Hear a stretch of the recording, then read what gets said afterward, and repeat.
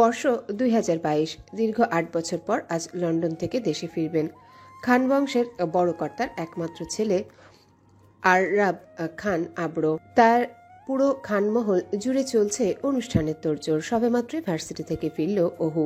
পুরো নাম আরুরা খান ওহুজান, ডাকনাম ওহু। ওহু অনার্স প্রথম বর্ষের ছাত্রী। ওহুদের পরিবার হলো খান বংশের। এই পরিবারের পুরো ঢাকা শহরে অনেক নাম দাম আছে, থাকবেই বা না কেন। বাংলাদেশের প্রধান সুনামধন্য ব্যবসায়ী কোম্পানিদের খান বংশের কোম্পানি অন্যতম। খান বংশে রয়েছে 3 জন কর্তা। বড় কর্তা আজমল খান, তারই একমাত্র ছেলে আররাব খান আবরো, যে কিনা আজ লন্ডন থেকে গ্র্যাজুয়েশন সম্পূর্ণ করে দেশে ফিরছে।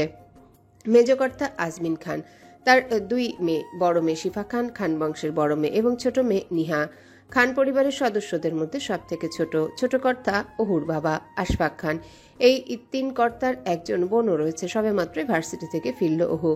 সিঁড়ি বেয়ে দোতলায় পৌঁছাতে পৌঁছাতে বুলি ছুড়ল, আমার রুমে 1 কাপ চা দিয়ে যাও আম্মি। কিন্তু ওহুর আম্মি যান মহাব্যস্ত এখন, সাথে বাড়ির অন্যান্য লোকজন, এমনকি চাকর বাকররাও। তাই ওহুর আম্মি বলল, তুই আজ একটু নিজেই চা বানিয়ে নে না মা, দেখছিস তো কত ব্যস্ত আছি। ওহু তার আম্মির কথা শুনে বেজায় চটে গেল। তাই আর কোনো কথা না বাড়িয়ে রাগে গটগট করতে করতে নিজের রুমে গেল চা না নিয়ে। কেউ ওহুকে ব্যস্ততা দেখালে সেটা তার মোটেও ভালো লাগে না। আচ্ছা, বাড়িতে তো আজ একজন মানুষই আসছে, তাহলে এত আয়োজন এবং মহাব্যস্ততার কি দরকার? আস্তে ধীরে করলেই তো সব হয়। কে এমন আসছে যে সবাই একেবারে হুড়মুড়ি খেয়ে পড়েছে? যত সব আদিক্ষেতা। এই আলাপন বকেই ওহু ঠোঁট উল্টাচ্ছে। ভার্সিটি থেকে ফিরায় ওহুর বেশ ক্লান্তি লাগছিল, তাই ফ্রেশ হয়ে এসে বিছানায় গা এলিয়ে দিল। এদিকে খানমহল জুড়ে হই হই রই রই আমেজ। বাড়ির ছেলে আজ বাড়িতে ফিরছে কত বছর পর। এতদিনে একবারের জন্য দেশে আসেনি। আর খান আবরো মহলের সবকিছুই পরিষ্কার এবং সুন্দর হওয়া চাই আলিনা খানের, আজমল খানের সহধর্মিনী। তাই আলিনা খানের ফরমাইশ অনুযায়ী সবকিছু সাজানো গোছানো হচ্ছে। একটু চোখটা লেগে গিয়েছিল বালিশে মাথা রাখার কারণে। ওহু ঘুমের মধ্যে হঠাৎ অনুভব করলো কেউ ওহুর কানের ভেতর সুরসুরি দিচ্ছে। বিরক্তি নিয়ে ঘুম ঘুম চোখে তাকিয়ে দেখলো ওহুর মেজ চাচার মেয়ে নিহা। ভারী দুষ্টু প্রকৃতির মেয়ে সে। সাদা শার্ট, তার উপর কালো ব্লেজার পরা, পরিহিত শ্যাম বর্ণের। পুরুষের পরনে সাদা শার্টের সাথে কালো প্যান্ট ইন করা, চোখে কালো সানগ্লাস, গলায় ঝুলছে লং টাই, উচ্চতা 6 ফিট 1, মুখে খোঁচা খোঁচা চাপদাড়ি, চুলগুলো জেল দেওয়ায় এক সাইড করা, হাতে ব্র্যান্ডেড ওয়াচ এবং শরীরে অসাধারণ পারফিউমের গন্ধ। অনেকক্ষণ যাবৎ মাথা ব্যথা করছে আবরোর। অনেক ঘন্টার সময় বাদে ফ্লাইট শেষে অবশেষে প্লেন ল্যান্ডিং করেছে বাংলাদেশে। আবরো দীর্ঘ অনেক বছর পর নিজ দেশে যাচ্ছে, নিজ বাড়িতে, নিজ মহলে, যেখানে সে পুরোটা শৈশব এবং কৈশোর বয়স পার করেছে। এত সময়ের মাঝে আছে অনেক স্মৃতি, কোনোটা কষ্টের আবার কোনোটা সুখের। অবশেষে প্লেন ল্যান্ডিং করছে বাংলাদেশে। ফ্লাইট থেকে নামা মাত্রই আবরো চোখ পড়ল পরিবারের আত্মীয় স্বজনদের। মা বাবা এবং কাকা জানদের জড়িয়ে ধরে সালাম দিল আবরো। আলিনা খান তো কেঁদেই দিল। অনেক বছর পর যে কাছে পেয়েছে সে তার একমাত্র ছেলেকে জড়িয়ে ধরে অস্পষ্ট শব্দে আওড়াচ্ছেন আলিনা খান। কতদিন পর তোকে দেখলাম বাবা, কত শুকিয়ে গেছিস। আমাকে কি তোর দেখতে একবারও মন চায় না? হ্যাঁ, কি বলছো? আমি তোমাকে সবসময় মনে করি। আর কোথায় শুকিয়ে গেছি? আগের থেকে তো আরো অনেক মোটা হয়ে গেছি। আর তোমার চোখে আমি সবসময় ছিলাম। থাক, মাকে আর বোঝাতে হবে না। সবার সাথে কুশল বিনিময় করার পর আবরো গাড়িতে উঠে পড়ল। গাড়ির লুকিং গ্লাসে আবরো নিজেকে দেখছে আর নিজেকে নিয়ে ভাবছে আজ থেকে ঠিক 8 বছর আগে একই রাস্তা দিয়ে যখন যাচ্ছিল আবরো, তখনকার হৃদয় বিদারক অনুভূতির কথা। কত নিষ্ঠুরই না ছিল ওই দিনটি। কিন্তু আজ আবরো দেশে ফিরে এসেছে, কিন্তু তাও তার মনে কোনো আনন্দে নেই। তার কারণ কি? আবরোর ভাবনার সাথে তাল মিলিয়ে আপন বেগে গাড়ি এগিয়ে চলেছে খানমহলের দিকে। কি গো হুয়াপি, তুমিও অব্র ভাইয়াকে রিসিভ করতে যাওনি কাকিমাদের সাথে? আজব, আমি কেন যাব? আমার কি খেদে কোনো কাজ নেই নাকি? আমি তো ওনাকে ঠিক মতো দেখিও নি, চিনিও না। কিন্তু তুই যাসনি কেন আব্রু ভাইকে রিসিভ করতে? আমাকে তো মা কাকিমারা নিয়েই গেল ওনার সাথে। অব্র ভাইয়া নাকি অনেক রাগী এবং জেদি, আর আমি নাকি অনেক দুষ্টমি করি, আর অভ্র ভাইয়া দুষ্টমি পছন্দই করেন না। তাই মাথাটা যন্ত্রণায় ফেটে গেল। নিচে এত আওয়াজ হচ্ছে কিসের? দেখ তো নিহা। আপু, ভাইয়া মনে হয় চলে এসেছে। আমি এখন যাই, পরে কথা বলবো। তুমিও না হয় নিচে চলো। না আমি যাব না, আমি একটু বিশ্রাম নেব। আমার এত শখ নেই দেখার, তুই যা। অনেক বছর পর খানমহলে পা রাখলো আব্র। মহলে ঢুকেই আরো অনেক আত্মীয় স্বজনদের সাথে দেখা হলো আব্রোর। সবার সাথে কুশল বিনিময় করে কিছুক্ষণ কথা বলে আব্র চলে গেল তার রুমে। সঙ্গে গেল আলিনা খান। আলিনা খান তো এখনো কান্না করছে আব্রকে দেখে। অনেক বছর পর আব্র তার নিজের রুমে এসেছে। রুমটার দিকে ভালো মতো তাকিয়ে দেখলো সবকিছু গোছানো রয়েছে। অতঃপর ওয়াশরুমে গিয়ে ফ্রেশ হয়ে নিল। সাদা শার্টটা খুলে একটা টি শার্ট পরে নিচে আসলো পুনরায় আব্র এবং সবার সাথে মিলে খাবার খেলো। সবাই বললে ভুল হবে, কিছু কিছু মানুষের সাথে। ভাইয়া, তুমি এই চকলেটগুলো আর সুন্দর টপসগুলো কি আমার জন্য এনেছো? হ্যাঁ, এগুলো যা আছে সব তোদের জন্য এনেছি, নিয়ে যা, সব ভাগাভাগি করে নিস। আর হলো লাল জ্যাকেটটা আমার রুমে পাঠিয়ে দিস, ওখানে আমার জিনিসপত্র আছে। আচ্ছা ঠিক আছে ভাইয়া। খাওয়া দাওয়া করতে করতে পরিবারের সাথে আরো কিছু কথোপকথন সেরে নিল আব্র। খাওয়া শেষ করে একটু মহলের বাগানের উদ্দেশ্যে হাঁটা ধরল আব্র। বেশ খানিক সময় বাদে বাহির থেকে হাওয়া খেয়ে মহলে ফিরে রুমে চলে গেল সোজা একটু বিশ্রাম নিতে। অনেক জার্নি হয়ে গেছে। অহুর রুমে এসে জানালার পর্দা সরিয়ে দিয়ে অহুকে ডাকতে লাগলেন। কিরে ওহু, তুই এখনো ঘুমাচ্ছিস? দেখা করতে গেলি না আব্রুর সাথে? উফ, আমি বিরক্ত কেন করছো? আমি ওনার সাথে দেখা করে কি করব? ঘুমোতে দাও। আপু, আপু দেখো, ভাইয়া আমার জন্য কত চকলেট এবং গিফট এনেছে। কিন্তু আশ্চর্যের বিষয়, ভাইয়া তোমার জন্য কোনো গিফট আনেননি। নিহার কথা শুনে অহু ধপাস করে খাটে বসে পড়ল। শোয়া থেকে উঠে চোখ রাঙিয়ে উত্তর দিল। আমার জন্য উনি কেন আনতে যাবে? উনি তো আমাকে চিনেই না। দেখতি না আগে যখন ফোনে কথা বলতো, বাড়ির সবার সাথে কথা বলতো, শুধু আমি ছাড়া। সত্যি কথা বলতে অহুর এসব জিনিসের প্রতি ইন্টারেস্ট নেই কোনো, কিন্তু মনে মনে আবার অনেক রাগ হচ্ছে, অপমানবোধও কাজ করছিল। কারণ আব্র অহু ব্যতীত সকলের জন্য গিফট এনেছে। আচ্ছা, অহু কি দোষ করেছে? কেনই বা আব্র আগে অহুর সাথে কোনো কথা বলতো না? অহুর ইচ্ছে করছে এখনই গিয়ে জিজ্ঞাসা করতে, কিন্তু না, অহু কেন জিজ্ঞাসা করবে? তারও তো ইগো আছে। অহু আবার অনেক ইগো রক্ষা করে চলাফেরা করে। সন্ধ্যার দিকে অহু একটু ছাদ থেকে হাঁটার উদ্দেশ্যে পা বাড়ায়। সন্ধ্যার সৌন্দর্য উপভোগ করলে হয়তো মনটা ভালো লাগবে, তাই চলে গেল ছাদে নিহাকে নিয়ে। নিহা অহুকে দেখিয়ে দেখিয়ে চকলেট খাচ্ছে। অহুরও খুব লোভ লাগছিল, কিন্তু না, অহু এই হতচ্ছাড়া আনা কিছুই খাবে না বলে পণ এঁটেছে তাহার অন্তরিন্দ্রিয়ে। তারপর অহু এবং নিহা কিছুক্ষণ ছাদে গল্প করে চলে গেল নিচে, কারণ ইতিমধ্যে তানহা মিস চলে আসবে অহুকে প্রাইভেট পড়াতে। অহু মাগরিবের নামাজ পড়ে হালকা কিছু খাবার খেয়ে নিজের রুমে বসে আছে, অপেক্ষা করছে তানহা মিস আসার জন্যে। তানহা মিস চলে এসেছে, কিন্তু ওনার ফেস দেখে কিরকম জানি অদ্ভুত লাগছিল। অহুর মনে হচ্ছে কোনো ভূত দেখেছে। তানহা মিসকে জিজ্ঞাসা করলো, কি হয়েছে মিস? আপনি কি ডেকেছেন? এখনো হাঁ করে আছে তানহা, আর হাঁপিয়ে উঠে বলতে লাগলো, ওরু, তোমাদের বাড়িতে ওই সুদর্শন ছেলেটা কে? আমি তো আগে কখনো দেখিনি। ছেলেটা কত হ্যান্ডসাম! ইস! তানহা মিসের কথা শুনে অহু ভ্রু কুচকে অবাক হয়ে তাকিয়ে ভাবতে লাগলো। কি বলছে মিস? কাকে দেখলো? কে এত হ্যান্ডসাম? তানহা? তানহা মিস, ওটা তো আমার আব্রু ভাইয়া। আজকে লন্ডন থেকে দেশে ফিরেছে, আপনি ওনাকে দেখে এত হাঁ হয়ে গেছেন? কি যে বলো! এত সুন্দর হ্যান্ডসাম ছেলে দেখলে কে না ফিদা হবে? আমি আগে কখনো দেখিনি এত হ্যান্ডসাম। তুমি একটু ওনার ফোন নাম্বারটা জোগাড় করে দাও না ওরু, আমি তো সিঙ্গেলই আছি। তানহার বেশরম কথাবার্তা শুনে অহুর হালকা রাগ লাগছে। দাঁত কটমট করছে নিচের দিকে তাকিয়ে। তারপর আর কথা না বাড়িয়ে পড়ায় মনোযোগ দিল অহু। পড়া শেষ করে হালকা একটা ল্যাপটপ ঘাটাঘাটি করে নিচে চলে গেল খাবার খেতে। অহু নিচে অন্দরমহলে গিয়ে দেখলো সবাই হালকা ব্যস্ত, কিন্তু কেউ ডাইনিং টেবিলে নেই, অথচ সবাই প্রতিদিন এই সময় খাবার খায়। কাউকে দেখতে না পেয়ে অহু তার আম্মিকে কিচেনে গিয়ে জিজ্ঞাসা করলো, আম্মি কাকিয়ারা কোথায়? তোমরা সবাই আজকে কি ডিনার করবে না? ওহু মা, আজকে একটু পরে খাবার খাবো। আব্রু এখনো বাইরে, আসলে সবাই একসাথে খাবার খাবো। তুই ডাইনিং এ গিয়ে বস, আব্রু এই চলে আসবে বলে। আব্রর প্রতি সবার এত আদর দেখে মেজাজটা খারাপ হয়ে গেল অহুর। অহু চিন্তা করলো না খেয়ে ঘুমিয়ে পড়বে, তাই অহু চলে গেল রুমে গিয়ে ধপাস করে বিছানায় শুয়ে পড়ল। কতক্ষণ পর অহুর আম্মি এসে ডাকতে লাগলো খাবার খেতে খাওয়ার জন্যে, কিন্তু অহু তো এখন যাবে না, তাই কোনো উত্তর না দিয়ে চুপচাপ শুয়ে থাকলো। রাতের খাওয়া দাওয়া শেষ করে আব্র উপরে তার নিজের রুমে চলে আসলো। কিছুক্ষণ ব্যালকনিতে এসে দাঁড়িয়ে রইল।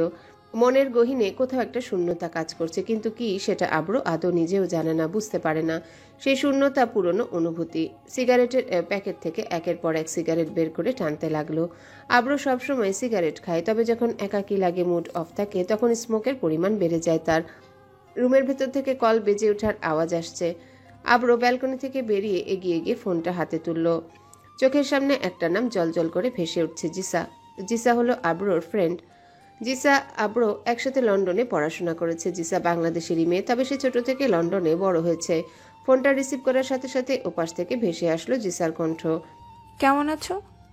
দেশে গিয়ে আমাকে ভুলেই গেলে, একটা কল কিংবা মেসেজও দিলে না পৌঁছে। পাটামা তুই? তেমন কিছু না, একটু ব্যস্ত ছিলাম। বিদেশ যাওয়ার আগের রাতটাও ছিল আব্রোর নির্ঘুম, এবং বিদেশ থেকে আসার পরে আজকের রাতটাও কাটলো আব্রোর নির্দয়হীন নির্ঘুম রজনী। অন্ধকারের আলো ভেদ করে যখন সূর্য আকাশে উকি দিচ্ছিল, তখন আব্রোর চোখ লেগে যায়। অন্যদিকে ঠিক একই প্রহরে চন্দ্রের ন্যায় চন্দ্রবালার চোখ প্রসারিত হয়ে ঘুম ভাঙে। পাখপাখালির কিচিরমিচির শব্দ ভেসে আসে মহলের বাগান থেকে। পুনরায় একটা সুন্দর ভোরের সূচনা হয়। ঘুম থেকে উঠে ওহু অজু করে নামাজ পড়ে বেলকনিতে গিয়ে দাঁড়িয়ে রইল। অতঃপর একটা টপস পরে মাথায় হিজাব পেঁচিয়ে বেরিয়ে পড়ল নিহা এবং শিফার সঙ্গে মর্নিং ওয়াকে। কিছু দূর যেতেই শিফা আপু বলে উঠল, এই ওহু, তুই আব্রু ভাইয়াকে দেখেছিস? তিনি কত স্মার্ট হয়ে গেছে, তাই না রে? কত হ্যান্ডসাম আমাদের ভাই। কালকে রাতের রাগটা আবারও জাগ্রত হলো ওহুর। আগে বাড়িতে শুধু ওহুর প্রশংসায় করত সকলে, এখন ওহুর প্রশংসার ভাগ বসাতে কোন বিদেশ থেকে উড়ে এসে জুড়ে বসে পড়ল খানমহলে। সবার মুখে আব্রোর প্রশংসায় শুধু শুনছে ওহু। হাঁটাহাঁটি করে বাড়িতে আসার পর ফ্রেশ হয়ে যখন নাস্তা করতে বসলো ওহু, তখন ওহুর আম্মি বলে উঠে রাগান্বিত স্বরে, কি রে, কাল তোকে এত ডাকলাম, তবুও তুই খেতে আসলি না কেন? ঘুমিয়ে পড়েছিলাম তো, তাই বুঝতে পারিনি। এখন খাবার দাও, আমার ভার্সিটিতে যেতে হবে। সকালের নাস্তা শেষ করে রেডি হয়ে ওহু চলে গেল ভার্সিটিতে। একই বাড়িতে আব্রো এবং ওহু, কিন্তু এখনো পর্যন্ত তাদের দেখা হয়নি। দুপুর 12টায় ঘুম থেকে উঠল আব্রো, তাও নিচে হলে মানুষের চেঁচামেচিতে। নিচে গিয়ে দেখলো আব্রো, ফুপি ও ওনার ছেলে মেয়ে আশাফ এসেছে। আশাফ আব্রো সেমিয়ারের। আব্রো তার ফুপিকে অনেকদিন পর দেখে খুশি হলো, এগিয়ে গিয়ে জড়িয়ে ধরে সালাম দিল। আশাফও এসে আব্রোকে জড়িয়ে ধরল। হে ইয়ার, কেমন আছিস? তুই দেখি আগের থেকে অনেক হ্যান্ডসাম হয়ে গেছিস। কি বডি বানিয়েছিস ভাই, হ্যাঁ? তোর নজর লেগে যাবে শালা আমার উপর। পেটে ঘুষি দিয়ে কথাটা বলল আব্রো। তারপর কথা বলতে বলতে আস্তে আস্তে আব্রো রুমে চলে গেল। তারপর দুইজন মিলে অনেকক্ষণ কিছু বিষয় নিয়ে কথাবার্তা বলল। কিছুক্ষণ পর আব্রো কথা শেষ করে ফ্রেশ হয়ে নিচে চলে গেল। সকালের নাস্তা শেষ করে আব্রো এবং আশাফ মিলে চলে গেল বাহিরে ঘুরতে, একটা দরকারি কাজে। ভার্সিটি থেকে ফেরার সময় পপকর্ন খেতে খেতে বাসায় ফিরছে ওহু। গাড়ি দিয়ে আসার সময় হঠাৎ বাইরে তাকিয়ে খেয়াল করলো একটা বাইরে শোরুমের বাহিরে আশাফ দাঁড়িয়ে আছে। ওহু আশাফকে এখানে এই সময় দেখে ভ্রু কুচকালো। মহলে চলে আসার পর ওহুর মনের ভিতর সংকোচ কাজ করছিল আশাফকে দেখে, কারণ ওহু কালকে খানমহলে আশাফকে দেখেনি। তাহলে শোরুমের বাইরে আজ কি করছিল আশফ ভাইয়া? মহলে ফিরে ওহু দেখলো তার একমাত্র ফুপি এসেছে, সাথেই দাঁড়িয়ে আছে আশফি এবং নিহা। আশফি দৌড়ে এসে ওহুকে জড়িয়ে ধরে বলল, কিরে, কেমন আছিস? হ্যাঁ, ভালো আছি। কাল আসিসনি কেন তোরা? কাল আশরাফ ভাইয়ের দরকারি মিটিং ছিল, রাতে বাড়িতে ফিরেছিল, তাই আর কালকে আসতে পারিনি। আচ্ছা, আশফ ভাইয়া কোথায় গেছে তুই কি জানিস? দুপুরেই তো অভ্র এবং আশরাফ ভাইয়া একসাথে বাইরে চলে গেল। ও আচ্ছা, ঠিক আছে, চল আমরা উপরে যাই। কিরে, তুই রাস্তা থেকে তাকিয়েছিস কেন? কোনো মেয়েকে পছন্দ হয়েছে নাকি? আরে না ইয়ার, রাস্তা দিয়ে ওহু যাচ্ছিল তাই। কে যাচ্ছিল? ওহু। এই প্রথম কেউ আব্রোর সামনে ওহুর নাম নিল। ওহুর নাম শুনতেই আব্রোর বাম নীলার কম্পন তীব্র হয়ে গেল। ওহুর নাম শোনার পর আব্রোর বক্ষপিঞ্জরে কোথাও কিঞ্চিত পরিমাণে কম্পন অনুভব করলো। অনুভূতিটা বেশিক্ষণ স্থায়ী হলো না। আরে আমাদের ওহু যাচ্ছিল তুই যখন বিদেশ গিয়েছিলি, তখন সে তো অনেক ছোট ছিল, তাই তার কথা এখন তোর মনে নেই। বাদ দে, বাইকের টাকা পেমেন্ট করে দিয়েছিস না, এবার চল। তুই কার নিয়ে যা, আমি পেছনে বাইক নিয়ে আসছি। বাসায় যাওয়ার পর যখন সবাই একসাথে বসে দুপুরে খাবার খাচ্ছিল, তখন আজমল খান জিজ্ঞাসা করলো, আব্রো, তুমি নাকি বাইক কিনেছো? বাবা, আজ সন্ধ্যায় বাইক রেস রয়েছে ঢাকা বিশ্ববিদ্যালয় মাঠ প্রাঙ্গণে। তাই তাড়াহুড়ো করে বাইকটা কিনতে হলো। তোমার এখন বাইক রেস করার সময় নাকি? তুমি বড় হয়ে গেছো, এখন তোমাকে কোম্পানির হাল ধরতে হবে। আপাতত তোমার কোম্পানির দেখভাল করো, আমি তো আছি, পরে না হয় দেখে নেব। এখন উঠি, আমার খাওয়া শেষ। খাবারটা তো শেষ করে যা ব্রো। আর খাবো না আম্মু। আশরাফ, তুমি আব্রুর দিকটা একটু দেখো, ওকে বুঝিও, আমাদের কথা তো কখনো শোনে না। ঠিক আছে মামা। আব্র যখন সিঁড়ি দিয়ে উপরে উঠছিল তখন ওই আশরাফকে উদ্দেশ্য করে বলে উঠল, আশাপ, খাবার খেয়ে আমার রুমে আয়, কথা আছে। মামি, অহু আর শিফা কোথায়? তাদের তো দেখছি না।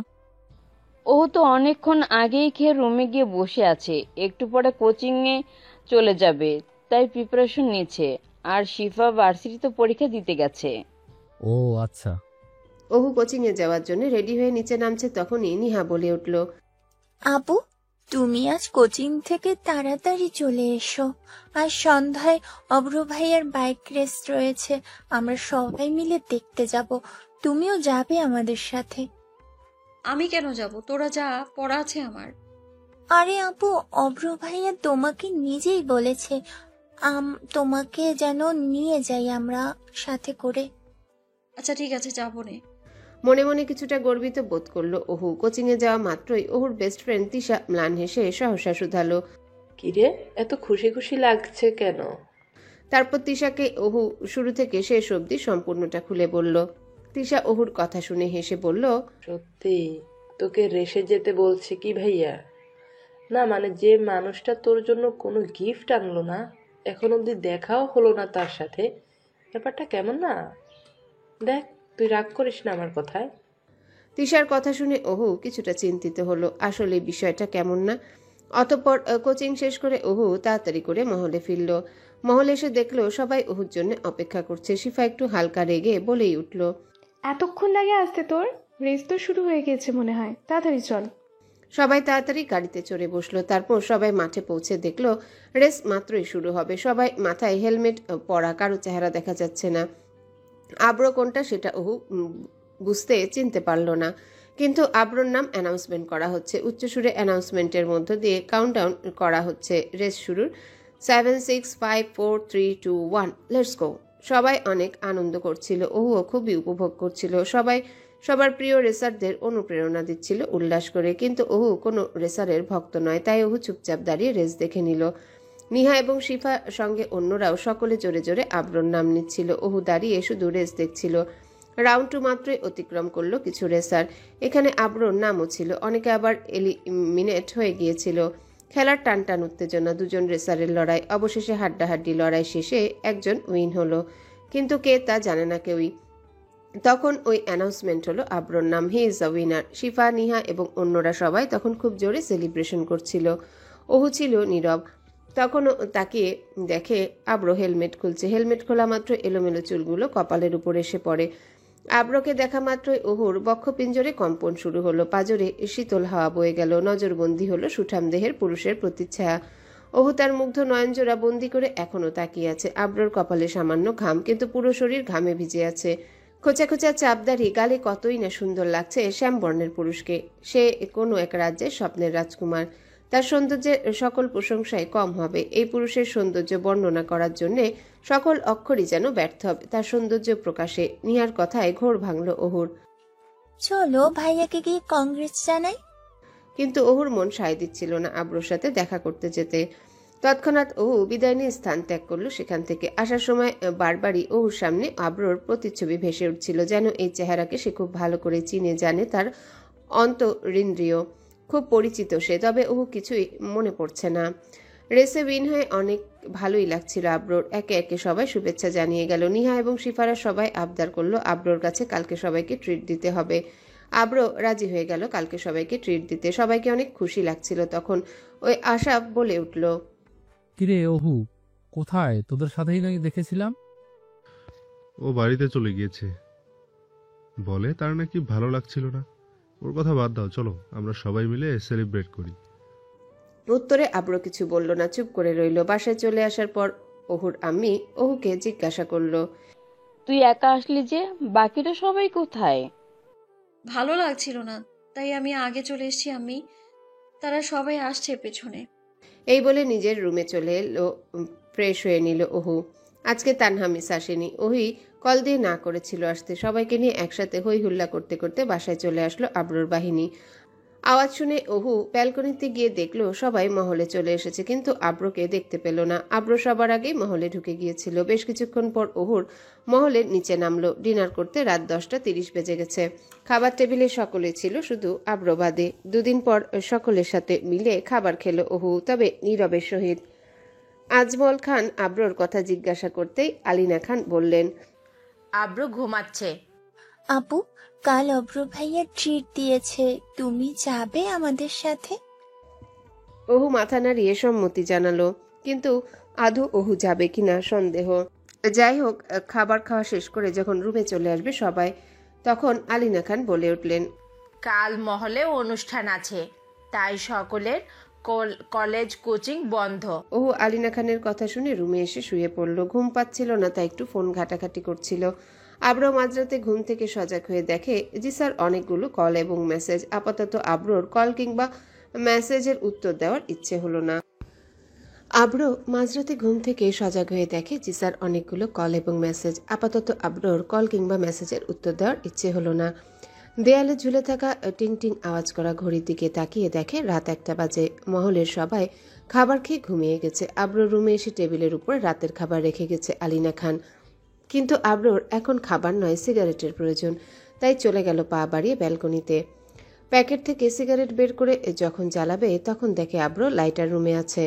ব্যালকনি থেকে বেরিয়ে টেবিলের উপর থেকে লাইটার নেওয়ার সময় দেখলো ফোনের দিকে তাকিয়ে মাত্রই কেউ মেসেজ করেছে। নোটিফিকেশনের আওয়াজে আব্রর কানে ভেসে আসলো।